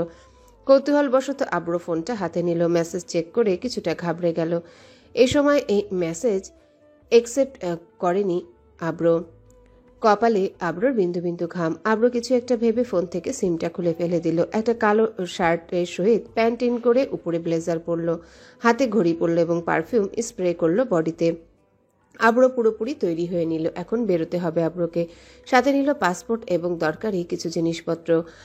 কারের চাবি নিতেও ভুলল না আব্র। কিন্তু আব্র হঠাৎ এত রাতে যাচ্ছে কোথায়? আব্র তার কক্ষ থেকে বেরিয়ে নিঃশব্দে নিচে নামছে মহলে। সবাই ঘুমাচ্ছে। আব্র চায় না কেউ সজাগ হোক, যার দরুন আব্রকে যেন কারো মুখোমুখি না হতে হয়। আব্র অন্দর মহলের মেন দরজা আস্তে আস্তে খুলল। কোনো বিকট শব্দ যেন সৃষ্টি না হয়। অন্দরমহল থেকে বেরিয়ে পুনরায় বাহির থেকে দরজা লাগিয়ে দিল। আব্র গাড়ির ভিতরেই বসতে যাবে, আকস্মিক কিছু একটা নজরবন্দি হলো আব্রর। পুনরায় তড়িৎ গতিতে পেছনে তাকালো, ভ্রুজোড়া কুচকে নিয়ে। আব্র নজরবন্দি হলো এই নিশিরাতে মহলের দোতলায়। মহলের বাহিরে জ্বালানো বাতিগুলোতে স্পষ্ট ধরা দিচ্ছে মহলের দোতলা কক্ষের একটি ব্যালকনিতে কোনো অবয়ব দাঁড়িয়ে আছে। আব্র তার অন্তরিন্দ্রিয়ের আড়াতে থাকলো। কে এত রাতে ব্যালকনিতে দাঁড়িয়ে? আব্রর আখি যুগল বন্দি করলো এক চন্দ্রবালাকে। নিশিরাতে গগনে এক চাঁদ দাঁড়িয়ে আছে, তারই নিচে আরেক চন্দ্রবালা দাঁড়িয়ে আছে। চন্দ্রের ন্যায় সে আরেক চন্দ্রবালা। দুজনেই যেন একে অপরের পরিপূরক, কিন্তু তার অবয়ব লুকায়িত, কারণ সে ব্যালকনিতে পিছন হয়ে দাঁড়িয়ে আছে। শুধু পিছনের চুলগুলোই দেখা যাচ্ছিল। আব্র খেয়াল করলো প্রতিচ্ছায়াটির খাটো কেশ কাত পর্যন্ত ছোট্ট ছোট্ট এলো কেশিনী সে। চন্দ্রের ন্যায় চন্দ্রবালা একটি নাইট ড্রেস পরিহিত। আব্র মহলের সকল মেয়েকে দেখেছে ওহুকে বাদে, কিন্তু তাদের সবার লম্বা কেশ। অবয়বটির প্রতিচ্ছায়া দেখে আব্রর বক্ষপিঞ্জরে একজনের নামই জানান দিল, সেটা হলো ওহুজান। আব্রর ওহুর নাম মনে পড়তে পাজরের স্পন্দনের গতি বেড়ে গেল। অস্বস্তি বোধ করলো। এই নামের পেছনে যেন এক রুদ্ধশ্বাস অন্ধকার অতীত লুকিয়ে আছে, যেই অতীতের পাতা আব্র অনেক আগেই বন্ধ করে দিয়েছিল। অন্তরিন দিয়ে চাপা ব্যথা নিয়ে, মস্তিষ্ক জুড়ে অসহনীয় স্মৃতি সঙ্গী করে ওহু রুমে ঢুকে গেছে, তাই সেখানে আর দাঁড়ালো না আব্র। দ্রুত গাড়ি নিয়ে চলে গেল। মহলের দুজন পাহারাদারকে বলল গেট খুলে দিতে। একজন পাহারাদার জিজ্ঞাসা করলো, ছোট সাহেব আপনি এত রাতে কই যান? কিন্তু এই কথা আব্রর কর্ণ পর্যন্ত পৌঁছালো না। কিভাবে পৌঁছাবে? আব্র তো আহুর কথা ভাবছে মনে মনে, আর নিজেকে প্রশ্ন করছে, আচ্ছা আজকে ওহু আব্রকে রেসে দেখেছিল, আব্রকে দেখে ওহুর কি অনুভূতি হয়েছিল? চিনতে পেরেছিল কি সে আব্রকে? কিন্তু আব্র তো জানে না। আব্রকে দেখার পর চন্দ্রবালার পৃথিবীটাই থমকে গিয়েছিল খানিক প্রহরের জন্য। আব্র তার অন্তরিন দিয়ে আওড়াতে থাকলো, ওহু ওহু তো স্মৃতি থেকে আমি তো একেবারে মুছে গেছি। কত সহজে, তাই না রে? আমি একেবারে মুছে গেছি, তাই না? আমার কথা তো মনেই নেই, ভুলে গেছিস আমার স্মৃতি। ভুলে গেছিস আমার স্মৃতি, চিরদিনের জন্য তুই কে, আমি কি ছিলাম তোর অতীত জীবনে, কোনো জায়গা ছিল তোর অতীত জীবনে আমার? সবই তো ভুলে গেছিস, হারিয়ে ফেলেছিস আমার স্মৃতি, তাই হারিয়ে গেছি আমি। সন্ধ্যার ভায়োলিন সুরের মতো হারিয়ে গেছি আমি, হারিয়ে গেছি আমি। সবাইকে কে মনে করতে পারলেও এই অব্রকে তুই আদৌ মনে করতে পারবি না। তুই কি কখনো আমাকে মনে করতে পারবি? কোনো একদিন কয়েক মুহূর্তের জন্য হলেও মনে করিস আমায়? তবে এটাই আফসোস, হয়তো অতীতের পাতায় আর কখনো ফেরা হবে না তোকে নিয়ে। নতুন কোনো স্মৃতি জমবে না আর আমাদের মনে, আর যদি জমেও তাহলে এর পরিণতি হয়তো ভয়ঙ্কর হবে। এবারও হলো না ওহু আর আব্রোর শুভ্র দর্শন। কবে ফিরবে আব্রো? কি লেখা ছিল সেই মেসেজে? আর কবে এর দেখা হবে তাদের দুজনার? ঘুম আসছিল না ওহুর, তাই ব্যালকনিতে গিয়ে দাঁড়িয়েছিল। ওহুর যখন ঘুম আসে না তখন ওহু ব্যালকনিতে গিয়ে দাঁড়িয়ে থাকে, রাতের সৌন্দর্য আলাপন করে। মহলের বাগান থেকে ভেসে আসা ঝিঝি পোকার ডাক ওহু কান পেতে শুনে। অস্বস্তিকর অনুভূতি হচ্ছে ওহুর, কিন্তু কি কারণে সেটা ওহু জানে না। অনেক রাত হয়ে গেছে বিধায় ব্যালকনি থেকে নেমে বিছানায় গায়ে লিয়ে দিল। দুজনে দুপ্রান্ত থেকে একে অপরের কথা ভাবছে, কিন্তু কেউ সেটা জানে না। ওহু জানে না যার প্রতিচ্ছবি ভেবে অস্বস্তি অনুভব করছিল সে একটু আগেই তাকে স্মরণ করছিল। আব্রও জানে না সে যখন ওহুর স্মৃতির কথা ভাবছিল তখন ওহুও তাকে স্মরণ করছিল। একজন অশান্ত মন নিয়ে অন্যজনের কথা স্মরণ করতে করতে ড্রাইভিং করে চলছে, অন্যদিকে আরেকজন তার কথা ভুলে তাকে ঘুমানোর চেষ্টা করছে। দুজনের মনই উতলা। ভোর সকালে ওহুর ঘুম ভেঙে গেল চেঁচামেচিতে। নিচে গিয়ে দেখে আজমল খান পাহারাদারদের সাথে রাগারাগি করছে। বিষয়টা বুঝতে ওহু ঘুম ঘুম চোখে কক্ষ থেকে বেরিয়ে মহলের নিচে নেমে সামনে এগিয়ে গেল। পাহারাদার বলল, বড় সাহেব, আমি তো ওনারে জিজ্ঞাসছিলাম কই যায়, উনি তো আমার কথার কোনো উত্তরই দিল না। আমি তো ভাবছি ছোট সাহেব সকালের মধ্যেই চলে আসবো। আব্র যখন গাড়ি নিয়ে বেরিয়ে গেছিল তুমি আমাকে জানাওনি কেন? ওহু বুঝতে পারলো আব্র মাঝরাতে কোথাও গাড়ি নিয়ে বেরিয়ে গেছে, তাই আজমল খান রাগারাগি করছে। আজমল খান আব্রকে একের পর এক ফোন দিচ্ছে, কিন্তু আব্রর ফোন বন্ধ। অনলাইন অফলাইনে কোথাও আব্র নেই। আসাফ আজমল খানকে সান্ত্বনা দিয়ে মহলের ভিতর চলে গেল। ওহুও চলে গেল তার রুমে ফ্রেশ হতে। সকাল 9টার দিকে সবাই মিলে নাস্তা করলো, আজমল খান ব্যতীত। উনি অনেক রেগে আছেন আব্রর উপর। খাওয়া শেষ করে ওহু, নিহা এবং আসফি মিলে ছাদে চলে গেল আড্ডা দিতে। শিফার এক্সাম চলছে, তাই ভার্সিটিতে যাবে। আড্ডার মাঝখানে নিহা বলে উঠল, আচ্ছা অব্র ভাইয়া কোথায় গেছে? রাতের মধ্যে চলে আসবে তো, আমাদের ট্রিটটা যেন মিস না হয়। তুই তো পেটু খুলি কবে থেকে রে নিহা? আচ্ছা ওহু, তুই কাল রেস পুরো শেষ না করে চলে এসেছিলি কেন? তেমন কিছু না, মাথা ব্যথা করছিল তাই। অনেকক্ষণ আড্ডা দেওয়ার পর সবাই চলে গেল নিজেদের রুমে। আব্রো লন্ডনের ফ্লাইট থেকে নামা মাত্রই দেখলো জিসা আর ডেভিড আব্রোর জন্য দাঁড়িয়ে অপেক্ষা করছে। ডেভিড আব্রোর পার্টনার, তার লন্ডনে একই অ্যাপার্টমেন্টে থেকেছে। আব্রো এগিয়ে কাছে যেতেই ডেভিড জড়িয়ে ধরে বলল, হে ইয়ার, হোয়াটস আপ? জিসা তো আব্রোকে দেখে অনেক খুশি। তারপর সবাই কিছুক্ষণ অপেক্ষা করে দুবাইয়ের উদ্দেশ্যে একটা ফ্লাইটে উঠে চলল। একই সময়ের সাথে দুটা ফ্লাইট জার্নি করছে, অনেকটাই ক্লান্ত হয়ে পড়েছিল আব্রো। ফ্লাইটে নিজের কেবিনে বসে একটু বিশ্রাম করে নিল আব্রো। হঠাৎ চোখটা লেগে আসলো। চোখ বুঝতেই কিছুক্ষণ পর আব্রো অনুভব করলো তার মস্তিষ্কের কল্পনাতে কিছু ভাসছে। কোনো এক অবয়ব যে ব্যালকনিতে দাঁড়িয়ে আছে, ছোট ছোট এলোকেশ। অন্ধকারে অবয়ব না বোঝা গেলেও বুঝতে পারা যায় তার উপস্থিতি, যা আব্রোর ঘুমন্ত মস্তিষ্ক জুড়ে বিচরণ করছে। তার অবয়ব দেখার আগেই হঠাৎ করে জেগে উঠল আব্রো। আব্রো একটা দীর্ঘশ্বাস ছেড়ে ম্লান হেসে নিঃশব্দে শুধালো, স্পষ্ট সাক্ষাৎকারে তুমি আমার মস্তিষ্কের পিছু নিয়েছো, বুঝেছো কতটা ভয়ঙ্কর তুমি? পাশেই তাকে আব্রো দেখতে পেল জিসান আব্রোর সাথে হেলান দিয়ে ঘুমাচ্ছে। কিছুটা বিরক্তি নিয়ে জিসাকে স্বাভাবিক করে তার সিটে বসলো আব্রো। পাশে তাকিয়ে দেখলো ডেভিড ফোনে কিছু ছবি দেখছে। আব্রো ও বসে রইল, কিন্তু আর ঘুমালো না। হঠাৎ আব্রোর মনে পড়লো আজ তো মহলে আব্রোর জন্য সবাই অনুষ্ঠানের আয়োজন করেছিল। আব্রো ভাবলো এয়ারপোর্টে নেমে আশাফকে একটা মেসেজ করে দিবে। দুপুরে গোসল করে জোহরের নামাজ পড়ে রেডি হয়ে নিল ওহু। আজ মহলে অনুষ্ঠান, তবে যার জন্য আয়োজন তার কোনো খোঁজ নেই। আব্রো এখনো মহলে ফেরেনি, কেউ জানে না তার খবর। মহলের সবাই অনেক চিন্তিত, বিশেষ করে আলিনা খান। আব্রোকে সবাই কল দিচ্ছে, কিন্তু তার ফোন এখনো বন্ধ। ওহু তৈরি হয়ে নিতে নিতে দেখলো নিহা এবং আশফি রেডি হয়ে ইতিমধ্যে চলে এসেছে। ওহুও নিচে চলে গেল নিহাদের সাথে। এই খানমহলে অনুষ্ঠান আয়োজনের জন্য আলাদা করে হল রুম রয়েছে। ওহু গিয়ে দেখলো হলে সেখানে অনেকেই চলে এসেছে। সকলে আব্রোর কথা জিজ্ঞাসা করছে। সবাইকে আজমল এবং আলিনা খান কোনো একটা বলে বুঝিয়ে দিচ্ছে। ওহু নিজেও আব্রোকে তালাশ করছে। ওহু, আশফি, শিফারা সবাই মিলে ফটোশুট করছিল। একটা আগন্তুক মেয়ে ফটো তুলে দিচ্ছিল তাদের। মেয়েটি হঠাৎ বলে উঠল, ওহো, তুমি একটু হাসো, তোমাকে কেমন ফ্যাকাশে দেখাচ্ছে। সবাই ওহুর দিকে তাকিয়ে রইল। আসলে কি ওহুর মুখে হাসি নেই? কারণ কি? যাই হোক, সাদা একটা চুড়িদার পরেছে ওহু, আজ হালকা একটু সেজেছে, কপালে একটা ছোট টিপও দিয়েছে। সবাই বলছে ওহুকে বেশ সুন্দর লাগছে। ওহু মনে মনে ভাবছে, আচ্ছা আব্রু ভাইয়াও কি আমাকে দেখে চমকে যাবে? বলবে তোকে তো বেশ সুন্দর লাগছে ওহু। কথাগুলো আনমনে ভেবে নিজেই হেসে উঠছে ওহু। কিন্তু ওহু ভাবছে আব্রো তো ওহুকে চিনে না, তাহলে সে কিভাবে বলবে এই কথা? তার আগে বড় কথা, আব্রো কি আদৌ আসবে? সবার অপেক্ষার অবসান ঘটিয়ে একটু পর তিশা আসলো হলে। তিশা হলো ওহুর বাল্যকালের বান্ধবী, কিন্তু তিশাদের বাসা খানমহল থেকে কিছুটা দূরে।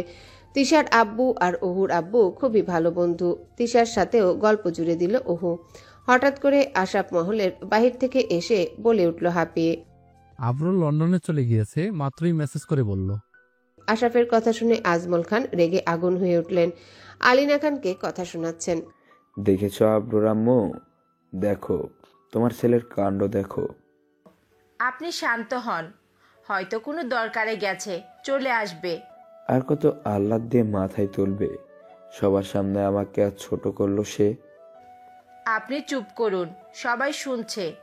আমার সামনে তোমার ছেলের সাপাই গাইতে আসবে না একদম। আজমল খান বেজায় রেগে আছেন। অনুষ্ঠানে আসা অনেকেই বিষয়টা আর চোখে দেখছিল, নানান রকম কথা বলতে শুরু করলো। আজমিন খান আজমল খানকে বুঝিয়ে মহলের বাহিরে নিয়ে যাচ্ছেন, তবুও আজমল খান বকেই চলেছেন আব্রোকে। কিন্তু কি আর করার, ওহু অনেকটা আপসেট হয়ে গেল এরকম ঘটনায়। তিশাকে নিয়ে চলে গেল ওহু নিজের রুমে। তিশার সাথে অনেকক্ষণ গল্প গুজব করার পর তিশাও চলে গেল তাদের বাসায়। এখনো ওহু অনুষ্ঠানের ড্রেস পরে খাটে শুয়ে আছে আর ভাবছে, আব্রু ভাইয়া কেন চলে গেলেন? নিচে সবাই বলছিল আব্রু ভাইয়া কেন চলে গেছে, কিন্তু আমার মনে ব্যতিক্রম প্রশ্ন। কবে আসবে আবার আব্রু ভাইয়া? আমি কি আরেকটা বার দেখতে পাবো তাকে? মানে ওনাকে আরেকটা বার দেখতে ইচ্ছে করছে। সাক্ষাৎ হলে একবার জিজ্ঞেস করতাম ওনাকে, উনি কি আমার পরিচিত কেউ আদৌ? আমার কেন মনে হয় ওনাকে আমি আগে চিনি, মানে আগেও দেখেছি কোথাও। এসব আলাপন ভাবতে ভাবতে হঠাৎ করে ঘুমিয়ে পড়ল ওহু, মন খারাপ আর অভিমান নিয়ে।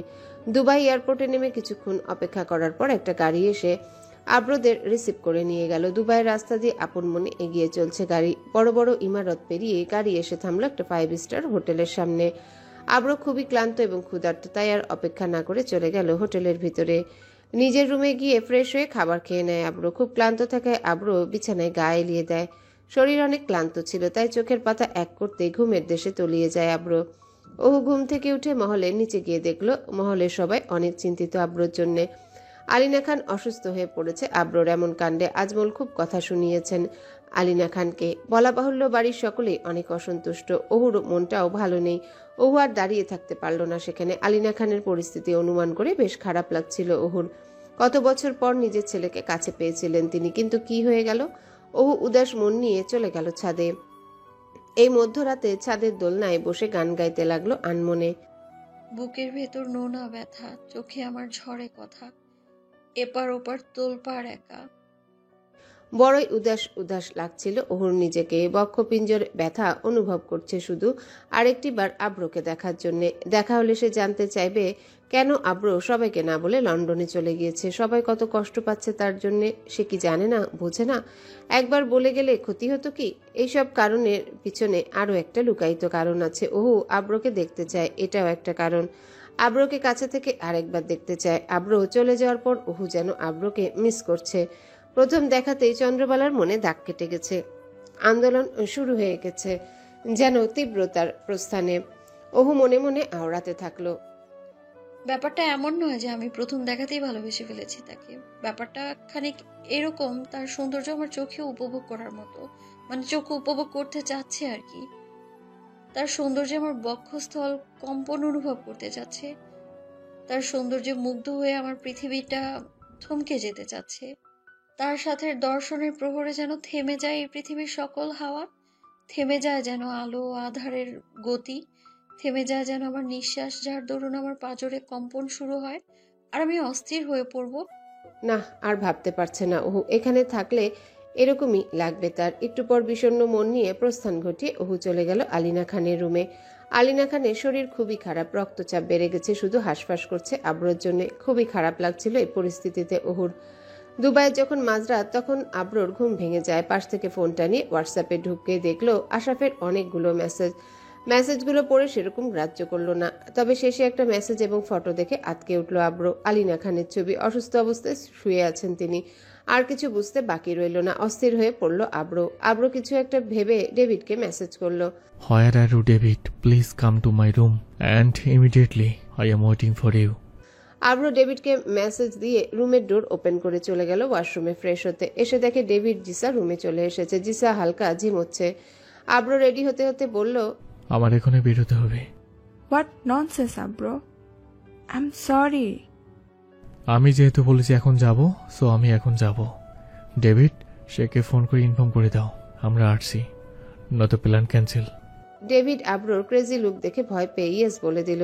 ডেভিড ড্রাইভিং করছে আর পিছনের সিটে জিসা আর আব্রো বসে আছে। আব্রো এখনো অ্যাংরি মুডে আছে, তাই জিসা আব্রোকে কিছু বলার সাহস পেল না। আব্রোর রাগ সম্পর্কে জিসা ডেভিড অবগত। আধা ঘন্টা ড্রাইভিং করার পর গাড়ি এসে থামলো বাংলো বাড়ির গেটের সামনে। জিসা ডেভিড আব্রো গাড়ি থেকে নামলো। একজন শেখ এসে আব্রোকে জড়িয়ে ধরে হ্যান্ডশেক করলো এবং বাংলোর ভিতরে নিয়ে গেল।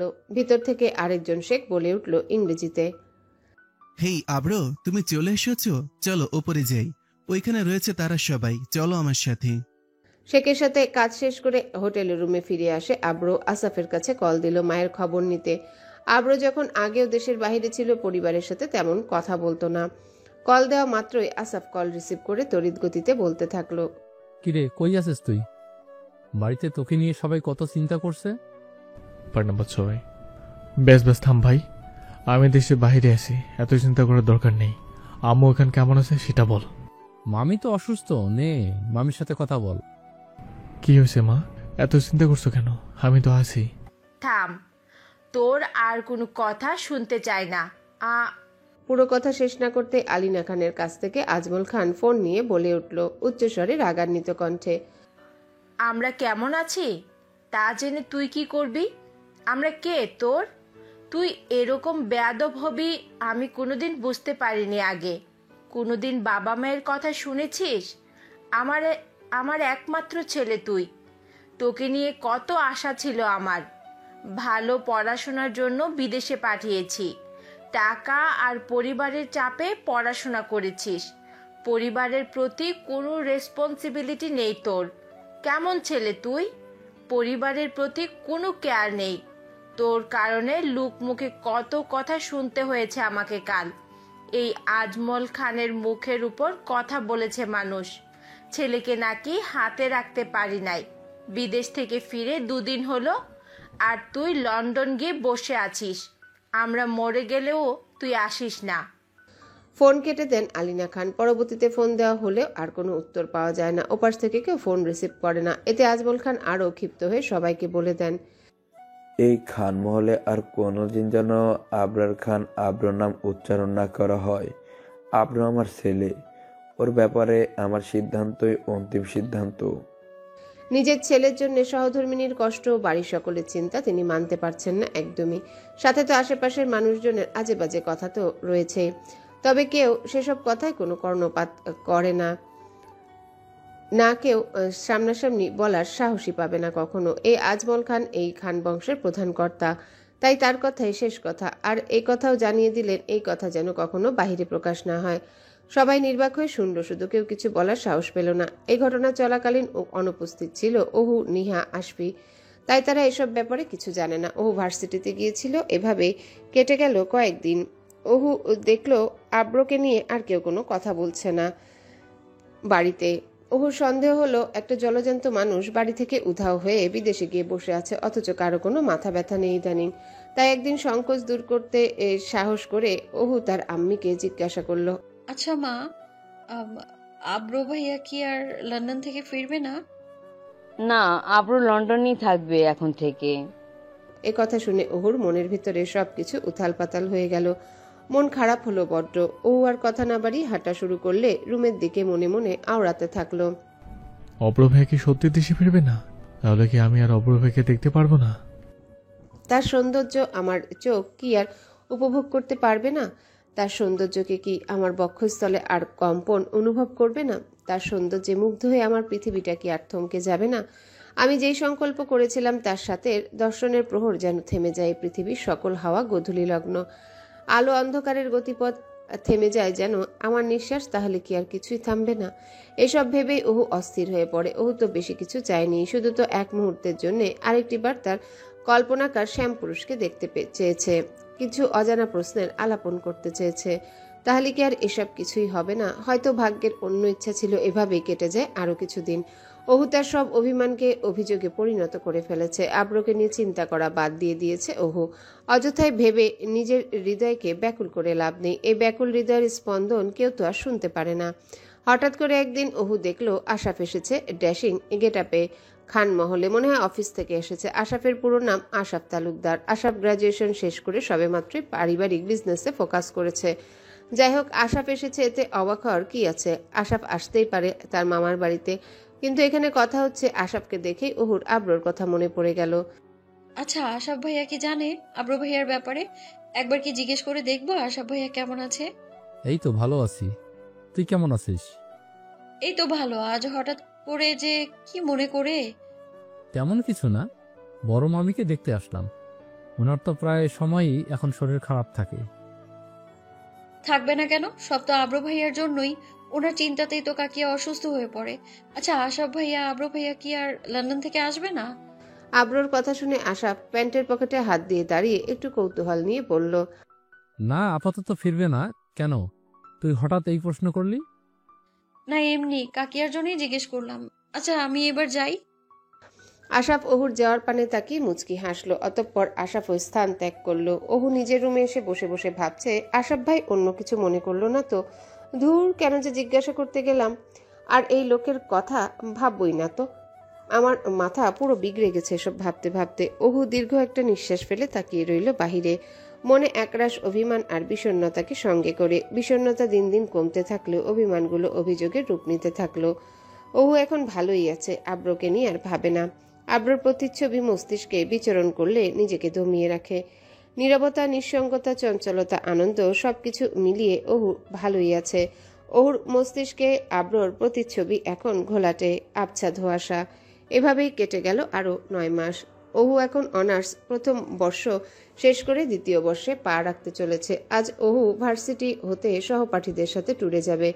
সুন্দর একটা নীল এবং সাদার মিশ্রণে চুড়িদার পরেছে ওহু, সাথে ম্যাচিং করে হিজাব বেঁধেছে। ওহু যখন নিজেকে কক্ষ থেকে বেরিয়ে সিঁড়ি দিয়ে নিচে নামছে, হাতে চুড়ি পড়তে পড়তে ড্রয়িংয়ের করিডোর থেকে ওহুর কানে উচ্চ শব্দ ভেসে আসছে। ওহু এগিয়ে গিয়ে দেখলো ল্যান্ডলাইন নাম্বারে কারো ফোন এসেছে। ওটাই বেজে চলেছে। কল তুলে হ্যালো বলতে ওপাশ থেকে কেউ বলে উঠল, নাম্বার 7, বিকেল 5টা বাজে যেন এয়ারপোর্টে আমার জন্য গাড়ি পৌঁছে যায়। আপনি ভুল নাম্বারে ফোন করেছেন ভাই। এটা কোনো ট্যাক্সি সেন্টার নয় যে আপনার জন্য এয়ারপোর্টে গাড়ি পাঠিয়ে দিবে। এই বলে ওহু ফোনটা কেটে দিল এবং খানমহল থেকে বেরিয়ে চলে গেল। ফোন কেটে দেওয়ার পরেও অবিরত ফোন এসেই চলেছে। অবশেষে নিহার আম্মু ফোনটা পিক করলো। হ্যালো, কে? আমি আব্রু। নিহার আম্মুর আর বুঝতে বাকি রইল না। তিনি চটজলদি করে ড্রাইভারকে বলে রাখলেন বিকেল 4টার ভিতর যেন গাড়ি এয়ারপোর্টে পৌঁছে যায় এবং সবাইকে ডাকতে লাগলেন জোরে জোরে। বাড়িতে অবশ্য বড় কর্তারা নেই, ছোট জন আছেন, মানে ওহুর বাবা। বাকি দুজন বিজনেসের কাজে চট্টগ্রামে এবং অপরজন দেশের বাহিরে রয়েছেন। আব্রোর কথা শুনতে আলিনা খান খুশিতে দিশেহারা হয়ে গেলেন। এবার আব্রো বাড়িতে আসলে তিনি আর আব্রোকে দূরে যেতে দিবেন না। বিকেল 5:37। ধূসর রঙের ফুলহাতা শার্ট এবং তার উপর কালো রঙের ব্লেজার পরা, কালো প্যান্ট ইন করা, চোখে কালো সানগ্লাস, হাতে চকচক করছে ঘড়ি, কালো বুট পরা আব্রো। এই লুকে যদি ওহু আব্রোকে দেখতো তাহলে সেখানেই নিশ্চিত জ্ঞান হারিয়ে ফেলতো। আব্রোকে দেখে আলিনা খান দৌড়ে গিয়ে ছেলেকে জাপটে ধরলেন। এতদিন পর ছেলেকে দেখে কান্নায় ভেঙে পড়লেন। কিসের রাগাস, কিসের অভিমান। আব্রো তার মাকে জড়িয়ে ধরে শান্ত করতে লাগলো। আব্রোরও ভীষণ খারাপ লাগছিল। তারপর আব্রো খানমহলে প্রবেশ করলো। অন্দরমহলে প্রবেশ করতে সোফাতে গিয়ে বসলো। ওহুর আম্মু আব্রোর জন্য কফি বানিয়ে নিয়ে আসলেন। আব্রো আবার চা পছন্দ করে না। আব্রো কফি খেতে খেতে প্রথমে নিহার মাকে উদ্দেশ্য করে বললেন, কাকিমা, তোমার আগে এই ফোনটা কে রিসিভ করেছিল? মনে হয় ওহু রিসিভ করেছিল। ওহু এখন কোথায়? ও তো বাড়িতে নেই। কেন, কি হয়েছে? না কিছু না। আব্রু আর কথা না বাড়িয়ে বাড়ির সবার সাথে টুকটাক কথা বলে নিজের রুমে চলে গেল। আব্রু এতদিন কোথায় ছিল, কেন বাড়ি থেকে ওই দিন চলে গিয়েছিল, কাউকে না বলে এই বিষয়ে কোনো প্রশ্ন করল না। সন্ধ্যায় 8:30 ট্যুর থেকে বাড়িতে ফিরেছে অহু। জার্নি করায় অহুকে ক্লান্ত লাগছে। অহু সিঁড়ি দিয়ে উপরে ওঠার সময় অহুর আম্মি বলে উঠল, কি রে, অনেক ক্লান্ত হয়ে গেছিস নাকি? চা করে দিব? আর শোন, আমি এখন কিছু শুনতে পারবো না, আমি খুব টায়ার্ড লাগছে। চা করে দিতে হবে না, আমি এখন রেস্ট নিব একটু। যদি ডিনার করতে না আসি তাহলে প্লিজ ডাক দিও না আমি, প্লিজ আমি। আরে আশা ভাইয়া কখন এসেছেন আর কেমন আছেন? এই তো আলহামদুলিল্লাহ ভালো আছি। তুই কেমন আছিস? আর তোর পড়াশোনার কি খবর? এই তো আলহামদুলিল্লাহ ভালো। আচ্ছা পরে কথা বলবো, এখন আসি ভাইয়া। বলে অহু নিজের রুমে চলে গেল। অহু এখনো জানে না আব্রু বাড়িতে ফিরেছে। রুমে গিয়ে কাঁধ থেকে ব্যাগটা ফেলে দিয়ে শটাং করে খাটে শুয়ে পড়ল। ড্রেসও পরিবর্তন করলো না। রাত 10টার দিকে আব্রোর মা আব্রোকে ডেকে ঘুম থেকে তুলে ডিনার করার জন্য। আব্রো ফ্রেশ হয়ে নিচে চলে যায়। গিয়ে দেখে আশাফ এসেছে। আশাফের সাথে অনেকক্ষণ কথা বলে। সবাই ডিনার করতে বসে যায়। তখন অনুপস্থিত ছিল আহু।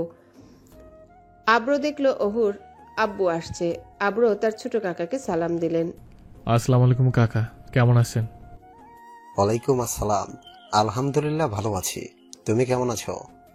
এই তো আলহামদুলিল্লাহ ভালো আছি। বসুন, একসাথে ডিনার করি। আশফাক খান একটা চেয়ার টেনে বসে পড়ল। আব্রো আর আশফাক খান টুকটাক কথা বলতে লাগলো। অতঃপর খাবার খেয়ে রুমে চলে গেল আব্রো। রুমে গিয়ে কতক্ষণ আশাফের সাথে কথা বলল। রাত 1টার দিকে অহুর ঘুম ভেঙে যায়। অহু নিচে হলে গিয়ে দেখে কেউ নেই, সমস্ত লাইট অফ করা, সবাই ঘুমাচ্ছে। অহু একটা দীর্ঘশ্বাস ছেড়ে আস্তে আস্তে হাঁটা ধরলো ছাদের দিকে। এখন ঘুমাতেও পারবে না, বোরিং লাগছিল। কেউ জেগেও নেই যে কথা বলবে। ছাদে উঠে দেখলো ছাদের কার্নিশে কেউ দাঁড়িয়ে আছে, তার অবয়ব দেখা যাচ্ছে না। তবে সে যে স্মোক করছে সেটা হাওয়ায় মিশে যাওয়া ধোয়ার কারণে বোঝা যাচ্ছে। লোকটার ডান হাতে সিগারেট, ক্ষুদ্র ক্ষুদ্র লাল স্ফুলিঙ্গ রাতের অন্ধকারে জলজল করছে। ওহু ভাবলো এটা আর কেউ না, আশাব সিগারেট টানছে। তাই হাতে নাতে ধরতে গুটি গুটি পায়ে নীরবে সামনে এগিয়ে যাচ্ছে ওহু। অবয়বটি থেকে আর কিছু স্থানের দূরত্ব। যখন ওহু ভাইয়া বলে চিল্লিয়ে উঠবে, সামনে থাকা অবয়বটি কারো উপস্থিতি টের পেয়ে তখনই পিছনে ফিরে তাকায়। সিগারেটের ধোয়া দুই ওষ্ঠের ফাঁক দিয়ে সামনে দাঁড়িয়ে থাকা চন্দ্রবালা আর তার পার্থক্যের মাঝে স্বচ্ছ ধোয়ার দেয়াল সৃষ্টি করে দিল। দুজনে স্তব্ধ হয়ে যায় একে অন্যকে দেখে। দুজনের পৃথিবী থমকে যায়। ওহুর বক্ষস্থলে কম্পনের আওয়াজ তীব্র হয়ে যায়। ওহুর পাজরে ভূমিকম্পের সৃষ্টি হয়। এ কাকে দেখছে? ওহু যাকে এতদিন সে কল্পনায় রেখেছে, যার প্রতিচ্ছবি ওহুর মস্তিষ্ক বিগড়ে দিয়েছিল, যার সৌন্দর্য চোখ উপভোগ করতে চেয়েছিল, যাকে হাজারটা প্রশ্ন করতে চেয়েছিল, আজ হঠাৎ তার সামনে তাকেই দেখছে ওহু। আব্রোর পরিস্থিতিও ব্যতিক্রম নয়, বরং ওহুর থেকে আরো জোরালো অনুভূতি। দীর্ঘ 8 বছর পর আব্রো ওহুকে দেখছে। আব্রো ভাবছে এই কি সেই ওহু? কত বড় হয়ে গেছে। না, ওহু তো আগের মতনই আছে। নীল চুড়িদার পরা, বাতাসে ওড়না গলায় উঠছে বারবার, কাঁধ পর্যন্ত ছোট ছোট চুলগুলো বাতাসে দুলছে। চোখের সাদা মণি, গায়ের রং ধবধবে সাদা, নাকের ডগা একটা ছোট্ট তিল, কোমল ওষ্ঠ জোড়া কেঁপে চলেছে, নরম চাহনি, ঘন চোখের পাপড়ি জোড়া, যে কোনো পুরুষকে এক চাহনিতে মাতাল করে দিবে। ওহুর সৌন্দর্য যেমন বদলে গেছে তেমন ওহুও। এই ওহু তো আর আব্রোকে চিনে না। এই কথা মনে পড়তে আব্রো হুঁশে ফিরে এলো। তাকিয়ে দেখলো তার সামনে ওহু নেই। ওহু চলে যাচ্ছে ছাদ থেকে। রুমে এসেই ওহু জোরে জোরে নিঃশ্বাস নিতে লাগলো। নিজের চোখকে বিশ্বাস করতে পারছে না ওহু। কাকে দেখলো সে, যার প্রতিচ্ছবি মস্তিষ্ক ওলট পালট করে দিয়েছিল এই 9টা মাস। ওহু তো আব্রোকে ভুলেই গিয়েছিল। তাহলে আবার এই নতুন প্রণয় শুরু হলো কেন? কেন ফিরে আসলো আব্রো ভাই? কেন? ওয়াই? ওহু এসব ভাবছে আর নিজেকে প্রশ্ন করছে বিছানায় বসে। মুখে ভয়ের ছাপ, যেন অনাকাঙ্ক্ষিত কিছু দেখে ফেলেছে। বাম নিলয়ের স্পন্দন এখনো স্বাভাবিক হয়নি, নিঃশ্বাস ওঠানামা করছে শুধু। অপরদিকে আব্রো ছাদ থেকে নেমে আসলো রুমে। ব্যালকনিতে দাঁড়িয়ে একের পর এক সিগারেট টেনেই চলেছে আব্রো। নিজেকে শান্ত করতে পারছে না। আব্রোর চোখে শুধু ওহু আর তার অতীত ভাসছে, যা আব্রো ভুলে গিয়েছিল সময়ের ব্যবধানে। অবশেষে আব্রো একটা স্লিপিং পিল খেয়ে ঘুমানোর চেষ্টা করছে। এই উন্মাদ আব্রো এখন জেগে থাকলে নিয়ন্ত্রণহীন হয়ে পড়বে। খোলা উইন্ডো দিয়ে সকালের রোদের কিছুটা অংশ এসে ওহুর চেহারায় আবির মাখাচ্ছে, যার দরুন ওহুর ঘুম ভেঙে গেল। তাই ওহু খাট থেকে নেমে এসে ব্যালকনিতে দাঁড়িয়ে বাহিরের চিত্র পর্যবেক্ষণ করছে। বাইরে রৌদ্রোজ্জ্বল দিন, যতদূর চোখ যায় সবই যেন রোদের দখলে। ওহুর মস্তিষ্ক এখনো কালকের ঘটনাতে আটকে আছে। চোখের সামনে কালকে রাতের দৃশ্যপট ভেসে উঠছে স্পষ্ট করে, চোখের টানা রং তুলিতে। বেশ কিছুক্ষণ পর ব্যালকনি থেকে রুমে চলে আসলো। ওয়াশরুমে গিয়ে ফ্রেশ হয়ে নিচ্ছে ওহু। কাল সকালের পরা চুড়িদার এখনো ওহু পরিবর্তন করেনি। ওহু ফ্রেশ হয়ে এসে দেখলো নিহা ওহুর ফোনে গেমস খেলছে। ওহুকে দেখে নিহা বলে উঠল, আপু, তুমি যে কাল ট্যুরে গিয়েছিলে, আমাদের জন্য কিছু আনোনি? হ্যাঁ এনেছি, ব্যাগেই আছে, পরে দিবনে। জানো আপু, অব্র ভাইয়া এসেছে, আরো অনেক চকলেট গিফট এনেছে সবার জন্য। তোমার জন্য এবার কিছু এনেছি কিনা আমি জানি না। আমার কিছু চাইও না, দে ফোন দে। আরে দিচ্ছি আপু, দাঁড়াও আর একটু। কাকিমারা ডাকছে নাস্তা করতে, নিচে চলো। ওহুরও ক্ষুধায় পেট চুচো করছে, তাই নিচে চলে গেল তাড়াতাড়ি। ডাইনিং এ বসে সবাই খাবার খাচ্ছে, শুধু আব্র বাদে। আব্র এখনো ঘুমাচ্ছে। দুপুর 1টার দিকে ঘুম ভাঙলো আব্রর, তাও আব্রর মায়ের চেঁচামেচিতে। খুব কষ্টে চোখ মেলছে আব্র, ঘুমের রেশ এখনো কাটেনি। তবে আব্রর কাছে এগুলো কোনো ব্যাপার না, অনেক অভিজ্ঞ সেই বিষয়ে। ঘুম থেকে উঠে শাওয়ার নিয়ে নিল আব্র, নয়তো ঘুমের ঘোর কাটবে না। আব্র কাল রাতের কথা মনে পড়তে একটা দীর্ঘ নিঃশ্বাস ছাড়লো। দুপুরে খাবার খেয়ে আব্র ফোনটা হাতে নিতে দেখলো অনেকগুলো মেসেজ আর কল। জি স্যার। আব্র কল ব্যাক করলো না, তবে একটা মেসেজে রিপ্লাই দিল। আব্র মহল থেকে বেরিয়ে খান মহলের গ্যারেজে গেল। গিয়ে দেখলো আজ থেকে 9 মাস আগে রেসের জন্য কিনা BMW S1000 RR HP 4 বাইকটি এখনো নতুনের মতোই আছে। আব্র বুঝতে পারলো এই কাজ আর কারণ না, আব্রর মা বাইকটি সযত্নে রেখে দিয়েছে। আব্র মায়ের কাছ থেকে বাইকের চাবি আর হেলমেট নিয়ে চলে গেল বাহিরে একটু ঘুরতে। ওহু বাড়িতেই ছিল, সবার সাথে বসে গল্প করছে। ওহু খেয়াল করলো মহলের কোথাও আব্র আর আশাফকে দেখতে পাচ্ছে না। সরাসরি আব্রর কথা আর জিজ্ঞাসা করতে পারে না, তাই বলল, আচ্ছা কাকিয়া, আশাফ ভাই কোথায়? সকাল হয়েছে, পরে দেখতে পেলাম না যে। আশাফ তার অফিসে চলে গিয়েছে দরকারে। ওহু অনেকক্ষণ কথা বলে তার কাকিয়ার সাথে নিজের রুমে চলে গেল। কোচিংয়ে যেতে হবে রেডি হতে। ওহু রেডি হয়ে মহলে নিচে নামছে, তখনই ওহু দেখলো আব্র বাহির থেকে আসছে। পরনে হাফহাতা টি শার্ট এবং ট্রাউজার, শরীরে কিঞ্চিত ঘামের আবির, কপালের সামনে চুলগুলো এলোমেলো, হয়তো হেলমেট পরে বাইক চালানোর জন্যে। হাতে বাইকের হেলমেট এবং চাবি, শীষ বাজিয়ে চলেছে ওষ্ঠের সাহায্যে। আব্রকে দেখে ওহু ইতস্তত বোধ করলো, শুকনো ঢোক গিলল। কাল রাতের কথা মনে পড়ে গেল। ওহুও সিঁড়ি দিয়ে নিচে নামছে, আব্র সিঁড়ি দিয়ে উপরে উঠছে। দুজনের চোখে চোখ পড়তেই দুজনের দৃষ্টি সংযত করে নিচে তাকালো। ওহু সিঁড়ি দিয়ে এক পা করে নিচে নামছে, আর ক্রমশ হার্টবিট বেড়ে চলেছে। আব্র ওহুকে অতিক্রম করে চলে গেল নীরবে, কেউই কোনো কথা বলল না। আব্র একটা ডোন্ট কেয়ার ভাব নিয়ে উপরে চলে গেল। পরবর্তীতে ওহুর পিছনে ফিরে তাকালেও আব্র তাকালো না। ওহুও কোচিংয়ে চলে গেল। ওহু কোচিংয়ে বসে আব্রর কথা ভাবছে, কাল কি থেকে কি হয়ে গেল। কোচিংয়ে মন বসাতেই পারছে না। বারবারই কাল রাতে দৃশ্যপট চোখের সামনে ভেসে উঠছে। ওহু পাশে সিটে বসা তিশাকে ধাক্কা দিয়ে বলল, জানিস কাল আব্র ভাইয়া আসছে? কি বলছিস তুই, সত্যি নাকি? আরে হ্যাঁ সত্যি, কালকে ট্যুর থেকে মহলে ফিরে দেখি উনি এসছেন। উনি কাউকে না বলে চলে গিয়েছিল কেন রে? ওটা তো আমি জানি না। ও আচ্ছা, ঠিক আছে, তাহলে জেনে আমাকে বলিস। এখন ক্লাসে মনোযোগ দে, নয়তো টিচার পটর পটর করতে দেখলে দাঁড় করিয়ে রাখবে। ওহু মাথা নাড়িয়ে সম্মতি জানালো। কোচিং থেকে আসার সময় তিশার সাথে একটু মার্কেটে গিয়েছিল ওহু, কিছু প্রয়োজনীয় জিনিস কিনতে। ফিরতে ফিরতে মাগরিবের আজান দিয়ে দিল। ওহু এসে দেখলো তানহা মিস চলে এসেছে। তানহা মিস ড্রয়িং রুমে সোফায় বসে আছে। তার অপর দিকে সোফায় আব্র আর নিহা বসে গেমস খেলছে ফোনে। ওহু এগিয়ে গেল দ্রুত তানহার পানে। তানহা মিস চলে এসেছেন, চলেন এখন আমার রুমে। ওই একটু কেনাকাটা করতে গিয়েছিলাম তো, তাই দেরি হয়ে গেল, সরি। না ওরু, আজকে আমার এখানেই পড়বো। ওহু ভ্রু কুচকে তাকালো তানহার দিকে, বুঝতে পারলো আব্রকে দেখে তাহনা আপু রুমে যেতে চাচ্ছে না। আব্র একবারও ওহুর দিকে তাকালো না। আব্র আর নিহা সামনে থাকায় ওহু কিছু বলতেও পারছে না। এই বেহায়া কাণ্ড দেখে তার রাগ লাগছে, তাই ওহু বাধ্য হয়ে সোফায় বসে পড়ল। হঠাৎ আব্র সোফা ছেড়ে উঠে দাঁড়িয়ে চলে গেল মহলের ভিতর। আব্র চলে যাওয়ায় ওহু মনে মনে খুশি হলেও কিছুটা রাগান্বিত। ওহু মনে মনে বলছে, যদি যাওয়ারই ছিল তাহলে আমি আসার আগে কেন গেল না? এতক্ষণ তো আমার অনুপস্থিতিতে তানহা মিসের সাথে ঠিকই বসেছিল, আমি আশায় উঠে চলে গেল কেন? তানহা মিস, আপনি কখন এসেছেন? তুমি আসার 2-1 মিনিট আগেই। তানহা মিস যখন এসেছিল আব্র তখন নিহার সাথে গেমস খেলছিল। তখন যদি আব্রো উঠে চলে যেত, তানহা বিষয়টাতে অন্য কিছু মনে করত। তাই আব্রো ক্ষণিক বিলম্বে স্থান ত্যাগ করেছে। রাতে সবাই বসে ডিনার করছে। আজ সবাই উপস্থিত ছিল ডাইনিং টেবিলে, এমনকি আজমল খানও। আব্রো দেশে ফিরেছে শুনে কাজ শেষ করে তাড়াতাড়ি বাড়িতে ফিরেছে চট্টগ্রাম থেকে। তবে আজমল খান আব্রো ফিরে আসার ব্যাপারে কোনো কথাই বলেননি। আব্রো আজমল খানের সাথে কোনো কথা বলেনি। নীরবে খাবার খেয়ে সবাই নীরবে চলে গেল যার যার শয়নকক্ষে। ওহু রাতে বালিশে মাথা রেখে ভাবছে আব্রোকে ঘিরে। ইদানিং ওহুর বক্ষস্থলে কোনো এক অনুভূতির জন্ম নিচ্ছে, যা সে অনুভব করতে পারছে। সে আব্রোকে নিয়ে একটু বেশি ভাবছে যেন। না, এরকম হলে চলবে না। কিছুদিন পর এর মধ্যে ওহু এবং আব্রোর দেখা হলেও কেউ কোনো কথা বলেনি। নীরবে যার যার স্থান ত্যাগ করেছে, তাদের দৃষ্টি সংযত করে। রাতের অন্ধকার পেরিয়ে ভোর সকালের সূচনা হয়। খানমহলে একটু দূরের মসজিদ থেকে ভেসে আসে ফজরের আজান। আজানের প্রতিধ্বনি ওহুর কানে ভেসে আসতে ওহুর আখি যুগল প্রসারিত হয়। ভোর সকালে আড়মোড়া ভেঙে ঘুম ঘুম চোখে উঠে পড়ে ওহু। বিছানা ছেড়ে উঠে প্রথমে ওহু ব্যালকনিতে গিয়ে দাঁড়ায়। এটা ভোর সকালে ওহুর প্রথম কাজ। ব্যালকনিতে দাঁড়িয়ে চোখ বন্ধ করে জোরে জোরে ভোরের সতেজ সবুজ শ্বাসের মাধ্যমে টেনে নেয়। পরক্ষণে ওহু ব্যালকনি ছেড়ে ওয়াশরুমে গিয়ে অজু করে নেয়।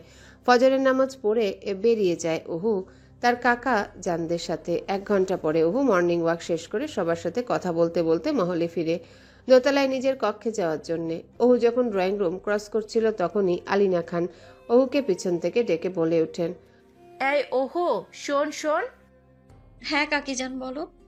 তুই তো উপরেই যাচ্ছিস, তাহলে এই কাপটা আব্রুর রুমে একটু পৌঁছে দিয়ে আয়। আমি কেন যাব? অন্য কাউকে পাঠাও কাকিয়া, আমি যেতে পারবো না। এখানে তো আপাতত কেউ নেই, আর হেল্পিং হ্যান্ডদের তো আব্রুর রুমে যাওয়া নিষেধ, তাই তুই নিয়ে যা। তাহলে তুমিই নিয়ে যাও। কিন্তু আমি যেতে পারবো না কাকিজান। তোর কাকা মহলের বাহিরে বসে আছে, ওনার কাছে যেতে হবে দরকারি কিছু কাগজপত্র নিয়ে। অবশেষে আলিনা খানের জোরাজোরিতে ওহু যেতে বাধ্য হলো আব্রোর রুমে। ড্রয়িং রুম ক্রস করে উপরে ওঠার সময় পুনরায় আশফাক খান ওহুকে উদ্দেশ্য করে বলে উঠলেন পত্রিকা পড়তে পড়তে, ওহু, কাপটা আমায় দিয়ে যা, তুই নতুন একটা বানিয়ে নে।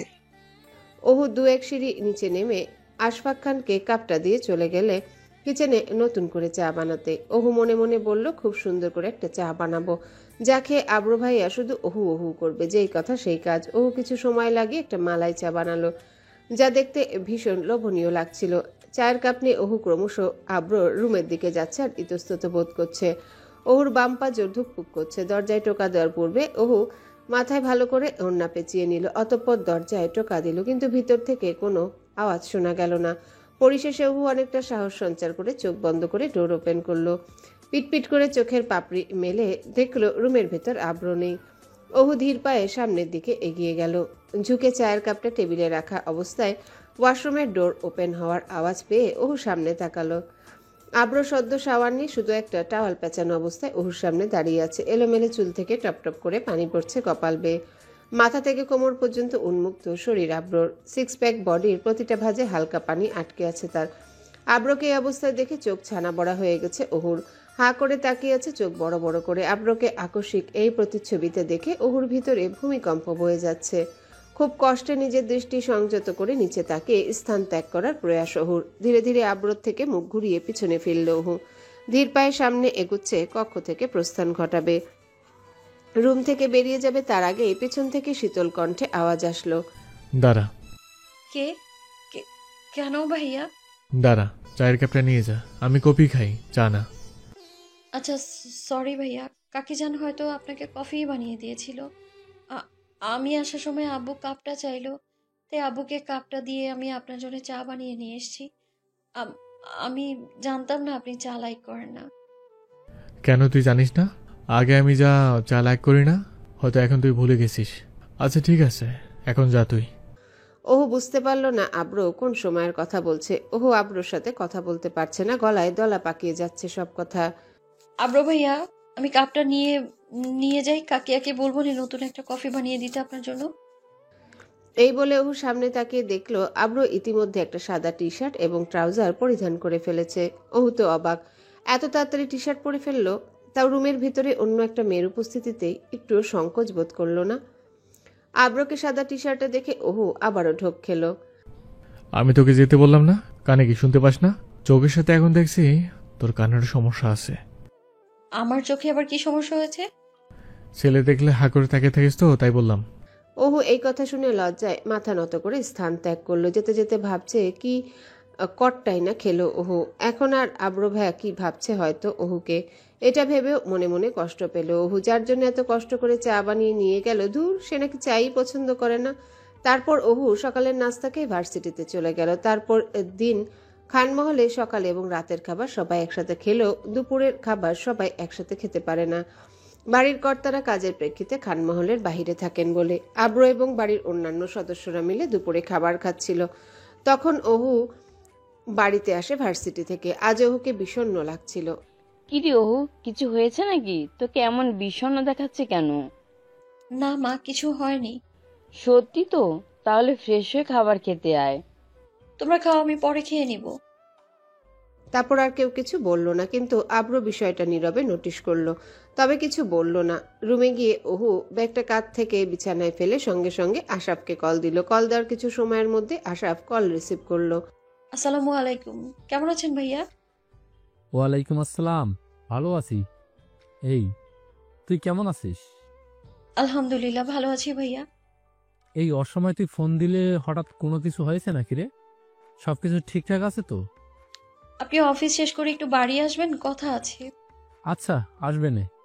এখন রাখি, অফিসে আছি তাই একটু বিজি আছি। আচ্ছা ঠিক আছে ভাইয়া, আসসালামু আলাইকুম।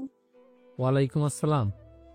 ওহু খুবই নম্র, ভদ্র এবং বিচক্ষণ মেয়ে। ওহুর ব্যাপারে আজ পর্যন্ত কোনো খারাপ মন্তব্য নেই। আজ ভার্সিটিতে একটা ছেলে ওহুকে বিরক্ত করেছে। সাধারণত ওহুর ক্ষেত্রে এসব প্রায়ই ঘটে, তবে যে কেউ ওহুকে প্রপোজ করতে পারে না, খান বংশের মেয়ে বলে কথা। ওহু সবসময় এসব বিষয় উপেক্ষা করেছে। তারপরেও যদি পিছু না ছাড়তো, আশরাফকে বিষয়টা জানাতো, আশরাফই সামলে নিত। বিকেলে ওহু দুপুরের খাবার খেয়ে কোচিংয়ে চলে গেল।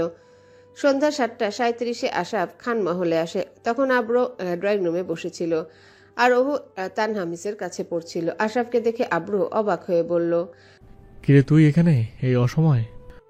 না তেমন কিছু না, ওহু কল দিয়ে বলল কিছু নাকি দরকারি কথা আছে, তাই আসতে হলো।